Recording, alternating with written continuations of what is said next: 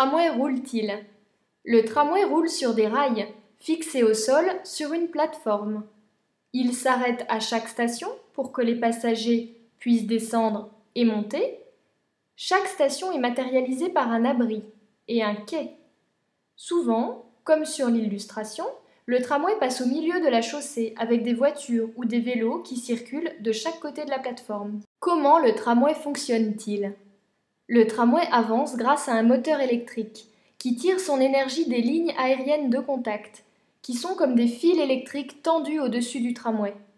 Chaque tram est composé d'une motrice, c'est-à-dire la cabine du chauffeur et le moteur, à chaque extrémité, et d'au moins une rame, là où les voyageurs s'installent. Les rames du tram de Dijon mesurent 30 mètres. Le centre de maintenance. Dans le centre de maintenance, on trouve un très grand atelier où les tramways et les bus seront nettoyés et réparés. Comme n'importe quelle machine, les tramways ont besoin d'être révisés et entretenus. L'atelier est donc le garage des tramways.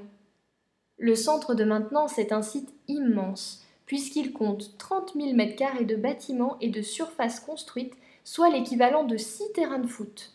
Et il faut bien cela pour garer les tramways qui ne sont pas en service, la nuit par exemple. Le poste de commande centralisé. Le poste de commande centralisé, au cœur du centre de maintenance, permet de réguler le trafic des tramways.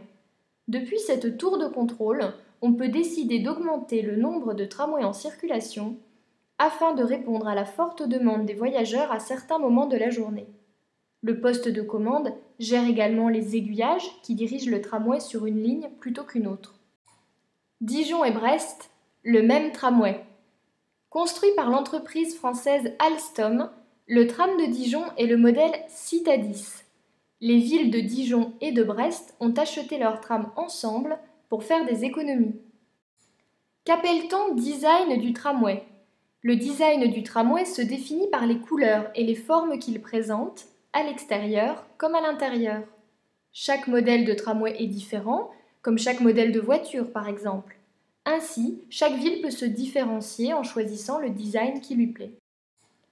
Le design extérieur. Le tramway du Grand Dijon est élancé, c'est-à-dire long et fin. Il est également sobre. Cela signifie qu'il ne présente pas de motif, et donc il reste discret dans le paysage urbain. Sa robe rose rappelle le cassis, un fruit très répandu en Bourgogne. Le design intérieur.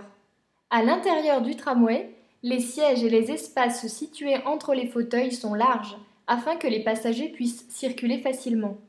Son intérieur est gai, avec des couleurs vives, le rose, le vert.